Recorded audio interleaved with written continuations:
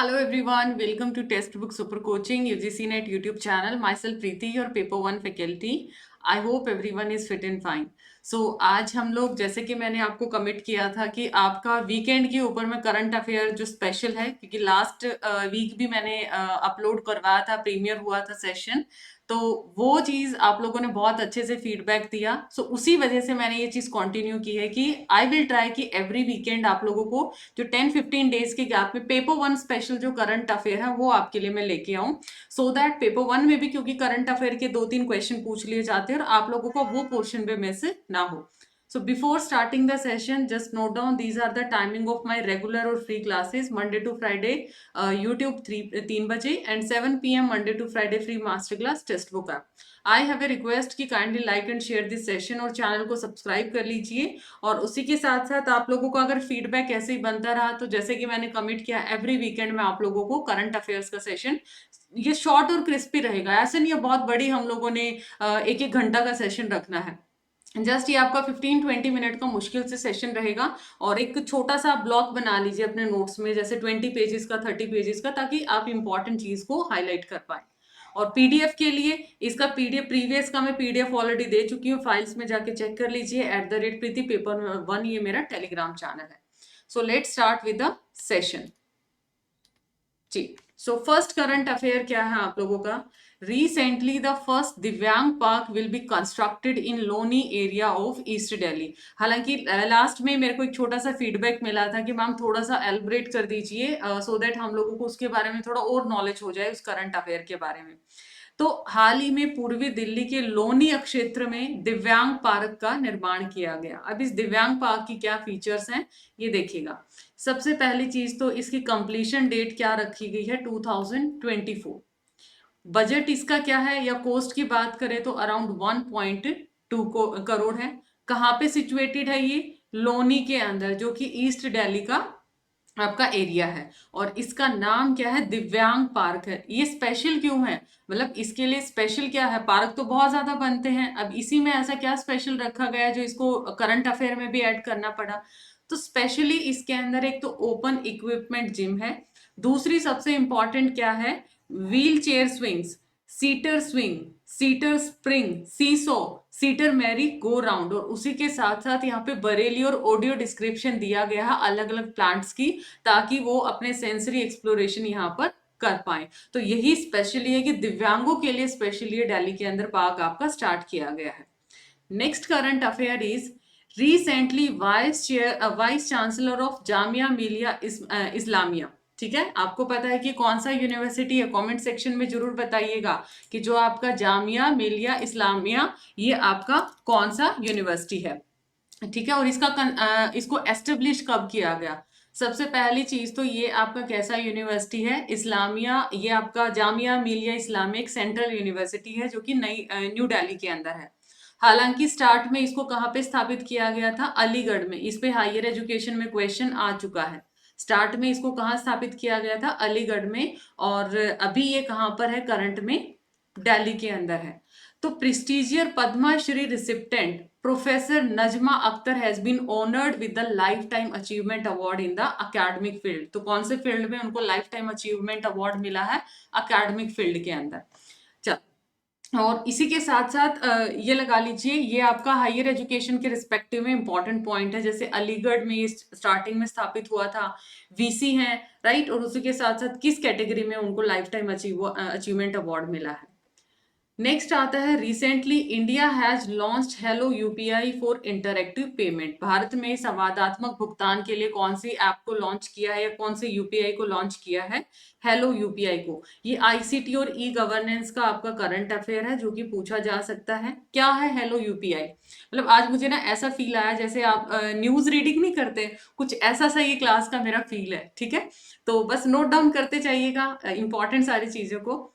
ये एक बहुत ही सिग्निफिकेंट मूव है, aim at enhancing convenience and accessibility for users. Users को कन्वीनियंट भी रहे, एक्सेसिबल भी बहुत अच्छा रहे। और एनपीसीआई ने क्या है, किसका रोल प्ले है इसके अंदर? NPCI, national payment corporation of India. तो ये कौन सा आपका जैसे इनिशिएटिव हेलो यूपीआई है, भारत बिल पे कनेक्ट है, बहुत ही सिग्निफिकेंट स्टेप है और ये वॉइस एक्टिवेटेड पेमेंट है आपका हिंदी और इंग्लिश के अंदर। आगे और भी लैंग्वेजेस इसमें ऐड हो सकती हैं, तो अभी ये आपका क्या है, वॉइस एक्टिवेटेड पेमेंट रहेगा। नेक्स्ट है, recently prime minister Narendra Modi has launched global biofuel alliance. हाल ही में प्रधानमंत्री नरेंद्र मोदी ने, अभी G20 आपका हुआ था, ठीक है, 8, 9, 10 को दिल्ली के अंदर ये कंडक्ट हुआ था। और आपको पता है G20 को अभी एक और कंट्री इसमें शामिल हो चुका है। सो अभी G20 क्या बन चुका है, G21 बन चुका है। तो ग्लोबल बायोफ्यूल अलायंस को क्या किया है, लॉन्च किया है। What is this basically? अगर मैं ग्लोबल बायोफ्यूल अलायंस की बात करूं तो बहुत ही अमेजिंग सा इनिशिएटिव और बहुत ही इसके ऊपर फोकस किया गया है अभी रिसेंट में G20 के अंदर।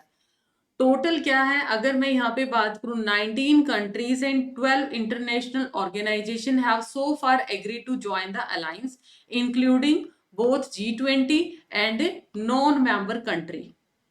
ठीक है, उसी के साथ साथ इसके कुछ फाउंडिंग मेंबर्स हैं, कुछ इसके नॉन फाउंडिंग मेंबर्स हैं कि जस्ट मेंबर्स हैं जो कि इसके साथ पार्टिसिपेट करेंगे।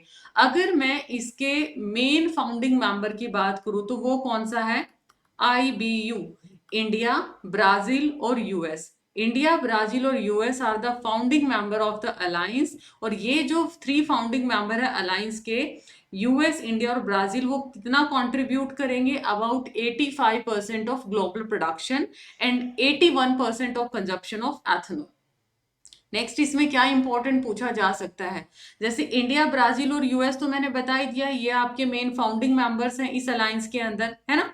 सपोर्टिंग किसका मिला support, Argentina, Canada, Italy, South Africa, Bangladesh, Singapore, Mauritius, UAE are the G20 invitee countries हैं। नॉन G20 मैंने क्या बोला, G20 मेंबर्स ने भी सपोर्ट किया और नॉन मेंबर्स ने भी सपोर्ट किया। तो नॉन जो जो G20 है उनमें कौन कौन है आपका, आइसलैंड, केन्या, गोयना, उसके साथ साथ श्रीलंका, युगांडा, फिनलैंड। हालांकि इतना डीप में नहीं पूछेगा आपसे, बस इतना ध्यान रखिएगा कि आपका कितना है, G20 में एक और कंट्री शामिल हो चुका है, दैट्स वाई इसको G21 बोला है। इंडिया, ब्राजील, यूएस इसके फाउंडिंग मेंबर्स हैं। उसी के साथ साथ इसमें G20 मेंबर्स भी हो, नॉन मेंबर कंट्रीज भी इसके अंदर आ जाते हैं, राइट। अब आपको पता होना चाहिए कि ग्लोबल बायोफ्यूल अलायंस आपका बना तो दिया, इसका मकसद क्या है। इसका जो मोटिव है कि आपको टिकाऊ बायोफ्यूल का क्या करना, इस्तेमाल बढ़ाना है। ठीक है, बायोफ्यूल की जो मार्केट है उसको स्ट्रांग बनाना है, उसको कंफर्टेबल बनाना है और टेक्निक्स का जो यूज करके उसके ऊपर हमें जोर देना है। व्हाट इज बायोफ्यूल, मतलब जो आपका पेड़ पौधे, अनाज या फूड वेस्ट से जो भी आपका ईंधन बनता है उसको हम बायोफ्यूल बोल देते हैं। बहुत सारे अलग अलग प्रोसेस के अंदर हम लोग इसको गुजारते हैं और इसके अंदर क्या होता है, कार्बन की जो मात्रा है वो कम होता है। और अगर इसका इस्तेमाल बढ़ेगा तो ये लगा लीजिए जो ट्रेडिशनल हमारा जो पेट्रोल है, जो कि ये लगा लीजिए नॉन रिन्यूएबल रिसोर्सेज है, उसके ऊपर डिपेंडेंसी कम होगी और हमारा जो पोल्यूशन है वो भी क्या होगा, कम होगा। फर्स्ट टाइम की बात करूं तो 1890 में रोडोल्फ डीजल ने खेती के लिए इंटरनल कंबसन इंजन को चलाने के लिए वेजिटेबल ऑयल का क्या किया था, इस्तेमाल किया था। ये बायोफ्यूल की अगर हिस्ट्री की थोड़ी मैं बात करती हूँ। अब आपसे पूछा जा सकता है बायोफ्यूल कैसे बनता है, क्योंकि इन्वायरमेंट का ये टॉपिक आपका है तो इसलिए इसको भी ध्यान रखना है। इसको बनाने के लिए अलग अलग रिफाइनरी का हम लोग क्या करते हैं, इस्तेमाल करते हैं। और इसको जैसे जैसे आप फसल जो आपकी क्रॉप्स होती हैं उनके भंडार के आधार पर इसको कैटेगराइज किया जाता है। जैसे फर्स्ट जनरेशन बायोफ्यूल में है वो खाद्य फसलों के भंडार पे निर्भर करता है। फर्स्ट जनरेशन यूनिट में जो आपका शुगर केन है उसकी फसल है, ग्रेन का स्टार्च है, उसको प्रोसेस किया जाता है। इंपॉर्टेंट है ये भी, फर्स्ट जनरेशन में जो आपका शुगर केन है उसको या फिर ग्रेन स्टार्च है उसको प्रोसेस किया जाता है। सेकेंड जनरेशन बायोफ्यूल के अंदर जो उन्नत बायोफ्यूल के तौर पे जाना चाहता है, इसमें नॉन एडिबल प्लांट हो गया, वुडी बायोमैस या भूसी, जो भूसा जिसको बोलते वो आ जाता है। एंड थर्ड जनरेशन के अंदर एल्गी या फिर माइक्रोब्स बनाया जाता है। अब मैं दिखाती हूँ आप लोगों को, देखो अलग अलग बायोफ्यूल है।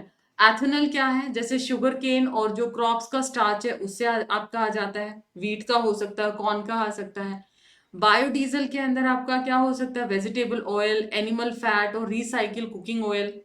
देन बायोगैस आपका क्या है, anaerobic digestion of organic waste material, जैसे कि एग्रीकल्चर का रिजाइड्यू, फूड वेस्ट है, एनिमल मैन्योर है, इससे, राइट। और किसके लिए आप बायोगैस को यूज करते हैं, इलेक्ट्रिसिटी हीटिंग के लिए, इलेक्ट्रिसिटी जनरेट के लिए, या फिर व्हीकल फ्यूल अगर आप उसको प्योरीफाई कर देते हैं।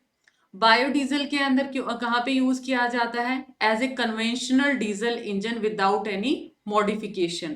और एथेनॉल को कैसे, इसको E85 भी बोल दिया जाता है, ठीक है, क्योंकि commonly used as blending component के तौर पे यूज किया जाता है। एज ए फ्यूल और व्हीकल इसकी प्योर फॉर्म में यूज कर सकते हैं। इसको E85 क्यों बोलते हैं, 85% एथेनॉल और 15% इसमें क्या है, गैसोलाइन। आई होप ये सारी चीजें आप लोगों को क्लियर है, राइट।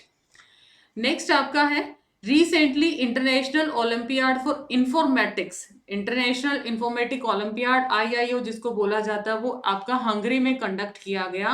और इसका उद्देश्य क्या था, स्टूडेंट्स की जो एबिलिटी है, एप्टीट्यूड को चेक करना in the field of computer science. Curriculum अलग अलग बोर्ड इसका क्या करते हैं, प्रोवाइड करते हैं। भाई देखिए, सेशन को लाइक शेयर जरूर करना है आप लोगों को, चैनल को सब्सक्राइब करना है। आई वॉन्ट मैक्सिमम और बेटर फीडबैक आप लोगों का मिलना चाहिए, तभी फिर इस सीरीज को हम कंटिन्यू करेंगे, राइट। रिसेंटली 10 सितंबर को वर्ल्ड सुसाइड प्रिवेंशन डे को क्या किया गया, सेलिब्रेट किया गया, विश्व आत्महत्या रोकथाम, just to prevent suicide, right. Recently, UP state government has constituted a committee to implement Nand Baba milk mission. Recent में कौन से स्टेट ने नंद बाबा मिल्क मिशन की शुरुआत की है, तो वो आपका यूपी राज्य सरकार ने इसका गठन किया है। योगी आदित्यनाथ जी हैं, तो उन्होंने क्या किया, 1000 crore to ensure fair price of milk to the milk product by forming milk committee in the village of the state. गांव में जो मिल्क के रिगार्डिंग जो प्रोडक्शन है, प्रोड्यूसर्स के रिगार्डिंग ये चीज क्या किया है, स्टार्ट किया गया है। India and America have resolved the trade dispute in the World Trade Organization on poultry product। India का और अमेरिका का WTO की बात करें हम, वर्ल्ड ट्रेड ऑर्गेनाइजेशन है, इनका इश्यू था रिगार्डिंग पोल्ट्री प्रोडक्ट, उसको क्या किया गया, रिजॉल्व कर लिया गया है। पोल्ट्री प्रोडक्ट में क्या आ जाता है, आपके जैसे मीट है, एग है, ये आपके पोल्ट्री प्रोडक्ट में क्या किए जाते हैं, काउंट किए जाते हैं। Next, recently African Union got permanent member in G20 conference. जैसे कि मैंने बताया G20 अब क्या बन चुका है, G21। तो क्वेश्चन पूछा जा सकता है कि इसमें कौन से कंट्री को ऐड, ऐसा नहीं है, कुछ ऐसे सब्जेक्ट भी है जैसे पॉलिटिकल साइंस या अदर सब्जेक्ट, वहां पर ये पेपर 2 में भी पूछा जा सकता है। सो अफ्रीकन यूनियन, अफ्रीकी यूनियन को स्थायी सदस्यता मिली है, तो हम बोल सकते हैं अभी आपका ये G21 बन चुका है, G20 become G21। Next, recently NPCI national payment corporation of India ने MOU साइन किया, किसके साथ, बैंक ऑफ बांग्लादेश के साथ। बैंक ऑफ बड़ौदा नहीं है, ये बैंक ऑफ बांग्लादेश है, किसके लिए, डिजिटल पेमेंट के लिए। तो ये ICT और E-गवर्नेंस का क्वेश्चन आपका बन सकता है। मिलेट इंटरनेशनल कॉन्फ्रेंस आपका 2-3 मंथ पहले ये चीज आप लोगों की आपके आई भी होगी, आप लोगों ने करंट अफेयर चेक भी किया होगा। तो जो मिलेट क्या होता है, बाजरा, बाजरा जो अंतरराष्ट्रीय सम्मेलन है उसका जो कॉन्फ्रेंस आयोजित की जाएगी 9 नवंबर और 10 नवंबर को ओडिशा गवर्नमेंट के द्वारा, वो इसको क्या करेंगे, होस्ट करेंगे। ग्लोबल बायोफ्यूल अलायंस में आपको बता चुकी हूँ। Currently, Switzerland has the title of best country in the world for the second consecutive time। अगर मैं अभी की बात करूं तो जो कंट्री है आप लोगों का ये लगा लीजिए, जो स्विट्जरलैंड है उसको टॉप कंट्री का क्या मिला है, दर्जा मिला है। हाँ, टॉप कंट्री का क्या मिला है, उसको दर्जा मिला। बेस्ट कंट्री का दर्जा हम बोल सकते हैं सेकंड कंसेक्यूटिव टाइम। और सेकंड कौन सा, कनाडा है, सेकंड कौन सा है, Canada. Next, recently Udhampur railway station will be rename as Shaheed captain Tushar Mahajan. कि आप उधमपुर रेलवे स्टेशन है उसका नाम बदल के क्या कर दिया गया है, शहीद कैप्टन तुषार महाजन रेलवे स्टेशन रखा जाएगा। Bank of Baroda has started UPI ATM facility, unified payment interface जो होता है आपका, बैंक ऑफ बड़ौदा ने UPI ATM की भी शुरुआत की। ये करंट अफेयर मैंने आपको टेलीग्राम पे भी पोस्ट किया था, सो आई होप आप लोगों ने वहां पर भी चेक किया होगा। नेक्स्ट है इंटरनेशनल लिटरेसी डे, आपका कब सेलिब्रेट किया जाता है, 8 सितंबर को इसको सेलिब्रेट किया जाता है। G20 India mobile application provide की गई G20 रिलेटेड इंफॉर्मेशन के लिए कितने लैंग्वेजेस के अंदर? 10 लैंग्वेजेस के अंदर। अभी G20 कंडक्ट हुआ था 8, 9, 10 के अराउंड, तो वहां पर आपकी एक मोबाइल एप्लीकेशन लॉन्च कर दिया गया था 10 लैंग्वेजेस के अंदर, ताकि उसके रिगार्डिंग जो भी इंफॉर्मेशन है वो आपको प्रोवाइड की जा सके। एंड लास्ट आता है, recently Prayagraj city police of Uttar Pradesh state has started Savera scheme for senior citizen. Senior citizen के लिए कौन से सिटी ने या कौन सा स्टेट ने सवेरा स्कीम को स्टार्ट किया है? तो वो है यूपी, और यूपी के अंदर प्रयागराज सिटी आता है, और वहां के चीफ मिनिस्टर कौन है? Yoginath ji. So dear learner, this is all about today session. I hope it's informative. So आज का आप लोगों का होमवर्क क्वेश्चन है, what is the full form of FTP? ICT का क्वेश्चन है, आपको बताना है कमेंट सेक्शन में एफटीपी का फुल फॉर्म क्या, और सारे स्टूडेंट इसका आंसर करेंगे। एंड आई होप इस वीडियो को आप सपोर्ट करेंगे। So just to like and share this video, subscribe the channel for all kind of paper 1 paper 2 updates, and join this Telegram also, right? चलो मिलते हैं next session में। Bye bye, take care.